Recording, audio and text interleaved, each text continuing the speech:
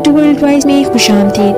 اگر آپ کو میری ویڈیو اچھی لگے تو اس کو لائک اور چینل کو ضرور سبسکرائب کر دیجیے گا اور ساتھ ہی بیل آئیکن کے بٹن پر کلک کر دیجیے گا تاکہ آپ کو میری ویڈیوز پر وقت مل سکیں۔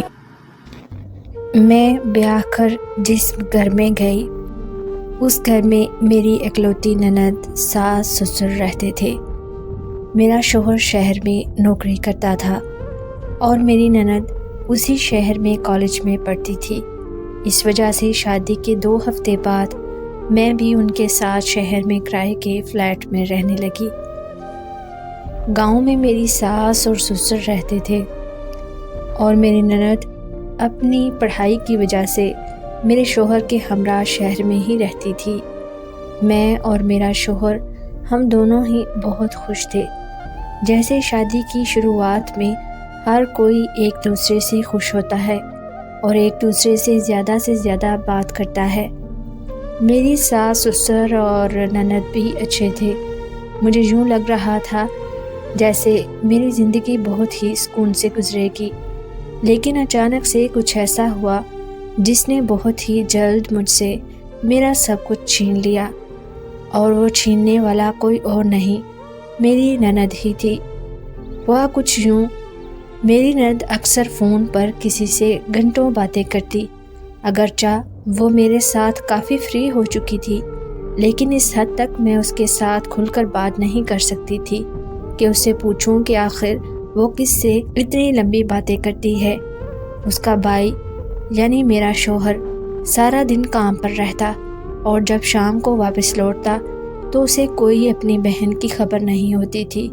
کام سے فارغ ہو کر وہ اتنی تھکاوٹ میں ہوتا کہ گھر آتے ہی کھانا کھانے کے بعد تھوڑی دیر بات چیت کرنے کے بعد سو جاتا، لیکن مجھے اپنی نند کی فون کالز کھٹکنے لگی۔ میں دل ہی دل میں سوچنے لگی، کیا اس کے بھائی کو سب کچھ معلوم ہوگا؟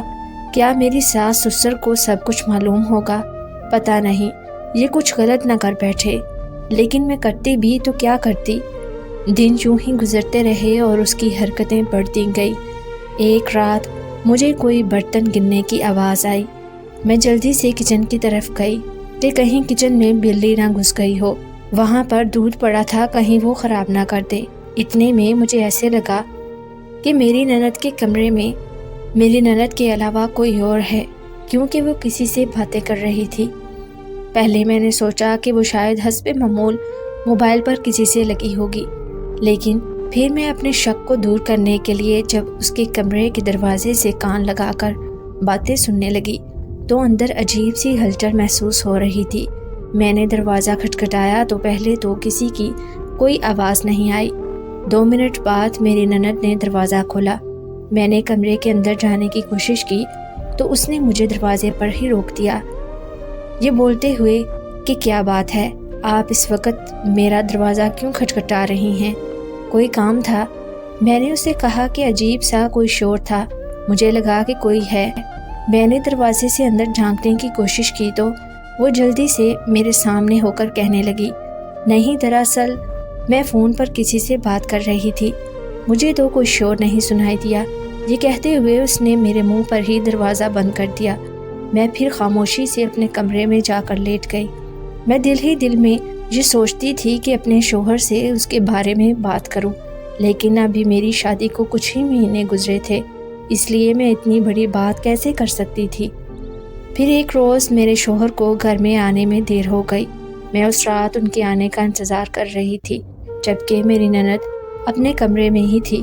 اس رات انہیں کچھ زیادہ ہی دیر ہو گئی، اس وجہ سے انتظار کرتے کرتے میری آنکھ لگ گئی۔ تھوڑی دیر بعد مجھے دروازہ کھلنے کی آواز آئی۔ میں جلدی سے کمرے سے باہر نکلی، یہ سوچتے ہوئے کہ میرا شوہر ہی آیا ہوگا۔ میں نے دیکھا کہ کوئی جلدی سے گھر کے دروازے سے باہر نکل رہا ہے اور وہ کوئی مرد تھا۔ میں اس کا چہرہ تو نہیں دیکھ پائی، لیکن وہ میرا شوہر نہیں تھا۔ مجھے لگا کہ کوئی چور ہوگا۔ اس سے پہلے کہ میں چیختی، میرے منہ پر کسی نے ہاتھ رکھ لیا۔ اتنے میں میرے منہ پر ہاتھ رکھتے ہوئے ہی میری نند میرے سامنے ہو کر کہنے لگی، بھابی کسی سے کچھ مت بولنا، میں تمہیں ساری بات بتا دوں گی۔ پھر وہ مجھ سے کہنے لگی کہ دراصل وہ میرا دوست ہے اور دیکھو آئندہ سے وہ کبھی ہمارے گھر میں نہیں آئے گا، تم کسی سے کچھ بھی نہیں کہنا۔ اور بھائی سے تو کبھی مت کچھ کہنا۔ یہ سنتے ہی میں اسے ڈانٹنے لگی کہ یہ تم سب کیا کر رہی ہو؟ اگر تمہارے بھائی کو معلوم پڑا تو وہ سب کچھ ختم کر دے گا، تمہیں یہ کرتے ہوئے ڈر نہیں لگا؟ تو وہ مجھے اللہ کے واسطے دینے لگی اور میں پھر سے اس کی باتوں میں آ گئی۔ دراصل وہ اس وقت مجھے صرف ٹال رہی تھی۔ اگلی صبح میرا دل چاہا کہ میں اپنے شوہر سے اس کی بہن کے بارے میں بات کروں، لیکن میں نے سوچا کہ شاید میری نند اب سنبھل جائے، پر وہ سنبھلنے والی کہاں تھی؟ اب جب میری نند کو پتہ چل چکا تھا کہ مجھے ساری اس کی حرکتوں کی خبر ہے، اس وجہ سے اب وہ کھل کے میرے سامنے ہی ایک لڑکا یا 2-3 لڑکے، جانے کتنے لڑکے تھے، جن سے بات کرتی رہتی۔ حالات دن بدن مزید خراب ہو رہے تھے۔ مجھے اس بات کی بھی شرمندگی محسوس ہوتی تھی کہ میں اپنے شوہر سے اتنی بڑی بات چھپا رہی ہوں۔ میری نند میرے ساتھ اور بھی اچھے سے رہنے لگی، مجھ سے بڑے ہی پیار اور لاڈ سے وہ بات کرتی، لیکن اب مجھے اس سے بات کرنا اتنا اچھا نہیں لگتا تھا۔ میں اب اس کو فون پر بات کرنے سے ٹوکنے لگی۔ کہیں نہ کہیں اس کو میرا یوں ٹوکنا برا لگنے لگا۔ پھر ایک روز میرا شوہر گھر میں آیا تو اچانک سے وہ ڈرائنگ روم میں گیا۔ میں اس کی اس حرکت پر بہت حیران ہوئی کہ پہلے تو وہ سیدھا کمرے میں آتا ہے، اسے اچانک سے کیا ہوا؟ میں بھی اس کے پیچھے چلی گئی۔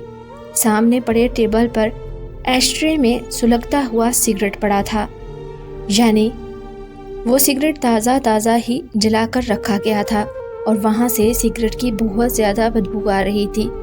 میرے شوہر نے مڑ کر میری طرف دیکھا اور مجھ سے پوچھنے لگا، گھر میں کون آیا تھا؟ میں نے کہا کہ کوئی بھی تو نہیں۔ پھر وہ مجھے شک کی نگاہ سے دیکھتے ہوئے کہنے لگا، یہ سگریٹ کس نے پیا ہے؟ تم مجھ سے کچھ چھپا تو نہیں رہی؟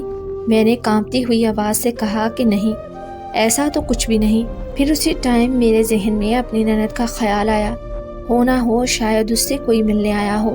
ایک بار دل چاہا کہ اس کو سب کچھ بتا دوں، لیکن پھر یہ سوچ کر خاموش ہو گئی۔ میرا شوہر اپنی بہن پر لگائے ہوئے الزام پر یقین کیسے کرے گا؟ لیکن میری خاموشی ہی مجھے لے ڈوبی۔ میرا شوہر بولا کہ ٹھیک ہے، ابھی دودھ کا دودھ اور پانی کا پانی کیے دیتا ہوں۔ اس نے اپنی بہن کو بلوایا اور اس کی بہن نے میری طرف دیکھتے ہوئے بولا کہ بھابھی اب میں مزید بھائی سے کچھ نہیں چھپا سکتی۔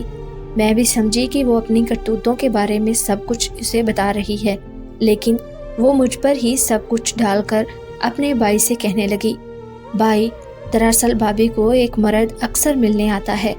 میں نے بھابھی کو بہت سمجھایا، لیکن بھابھی ہیں کہ ماننے کا نام نہیں لیتی۔ میں نہیں چاہتی تھی کہ تمہارے گھر کے حالات خراب ہوں اور تم دونوں میں لڑائی ہو، اس وجہ سے میں خاموش رہی۔ میں اس کا اس طرح جھوٹ سن کر حیران ہو رہی تھی کہ وہ کس طرح صفائی سے جھوٹ بولے جا رہی ہے۔ اس سے پہلے کہ میں اپنے شوہر سے کچھ بولتی، اس نے میرے منہ پر زوردار تھپڑ دے مارا۔ اس نے اتنی زور سے تھپڑ مجھے مارا تھا کہ میں پاس پڑے ہوئے صوفے پر گر گئی۔ میری آنکھوں میں آنسو آ گئے اور میں اپنی نند کی طرف سوالیہ نظروں سے دیکھنے لگی۔ اس نے جھوٹ بولتے ہوئے مجھ سے کس بات کا بدلہ لیا ہے، جبکہ میں تو اس کی غلط حرکتوں پر خاموش تھی۔ پھر میری نند نے اور منہ کھولا اور مجھ پر الزام لگاتی گئی، بھائی رات کو بھی کوئی آتا ہے، جب کبھی تمہیں رات کو آنے میں دیر ہو جاتی ہے تو بھابھی کسی لڑکے کو فون کر کے بلا لیتی ہے۔ مجھے تو خود بہت ڈر لگتا ہے، میں بھی جوان ہوں، میں تو کمرے میں کنڈی لگا لیتی ہوں اور پھر باہر نہیں نکلتی۔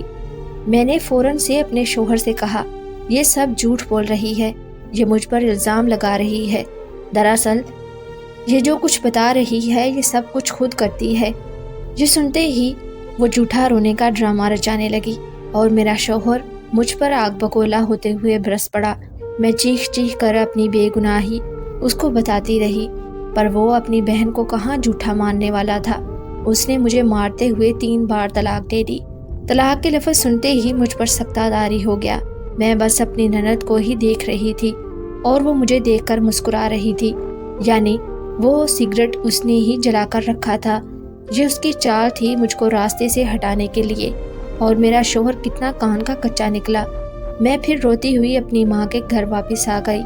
پھر میں نے اپنی ماں کو ساری بات بتا دی اور میری ماں مجھ سے کہنے لگی، تم کتنی معصوم اور پگلی ہو، مجھ سے ہی بات کر لیتی، میں کچھ سمجھا دیتی، تمہارا ہی سب سے زیادہ قصور ہے۔ کہ تم اپنی نند کی حرکتوں پر خاموش رہی اور اب تمہیں اس کی سزا مل گئی۔ پھر کچھ ہی دنوں بعد معلوم ہوا کہ میری نند کسی کے ساتھ بھاگ گئی ہے۔ پھر میرا شوہر پچھتاتے ہوئے ہمارے گھر آیا اور معافی مانگنے لگا، لیکن تب کچھ نہیں ہو سکتا تھا۔ میں یہ سمجھتی ہوں کہ میاں بیوی کا رشتہ اتنا مضبوط ضرور ہونا چاہیے کہ دونوں ایک دوسرے سے کھل کر بات کر سکیں۔ میری اس تباہی میں میرا اپنا بھی قصور ہے اور میرے شوہر کا بھی۔ نند تو گنہگار ہی تھی، لیکن اگر میں اپنے شوہر کو اعتماد میں لے کر اپنی نند کے بارے میں بتا دیتی تو شاید یہ سب کچھ نہ ہوتا، اور میرا شوہر اگر اپنی بہن پر اندھا یقین کر کے مجھے طلاق نہ دیتا تو وہ آج پچھتا نہ رہا ہوتا۔ آپ کے قیمتی وقت کا شکریہ۔ اللہ حافظ۔